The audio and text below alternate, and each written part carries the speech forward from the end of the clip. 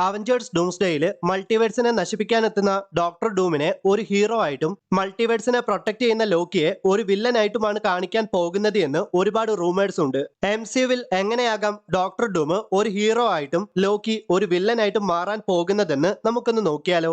ഞാൻ ഈ പറയാൻ പോകുന്നത് അവഞ്ചേഴ്സ് ഡൂംസ്ഡേയെ ചുറ്റിപ്പറ്റിയുള്ള ഒരു തിയറി മാത്രമാണ്. ഒരുപക്ഷെ കഥ ഇങ്ങനെയാകണമെന്നില്ല, എന്നാലും നമുക്കൊന്ന് നോക്കാം. ടോണി സ്റ്റാർക്കിന്റെ ഫേസ് ഉള്ള ഡോക്ടർ ഡൂം സ്വയം ഒരു ഹീറോ ആണെന്ന് മറ്റുള്ള സൂപ്പർ ഹീറോസിനെ എല്ലാം തെറ്റിദ്ധരിപ്പിക്കുകയും ലോക്കിയെ ഒരു വില്ലനായിട്ട് ചിത്രീകരിക്കുകയും ചെയ്യും. കാരണം ഡോക്ടർ ഡൂമിന്റെ പ്രധാന ലക്ഷ്യം TVA എന്ന ഓർഗനൈസേഷനെ നശിപ്പിക്കുകയും ലോക്കിയെ ഡീത്രോൺ ചെയ്ത് അദ്ദേഹത്തിന്റെ പവേഴ്സിനെ സ്റ്റീൽ ചെയ്ത് ഗോഡ് എംപറർ ഡൂം ആവുക എന്നതാണ്. ഒട്ടുമിക്ക സൂപ്പർ ഹീറോസും ഡോക്ടർ ഡൂമിനെ വിശ്വസിക്കും.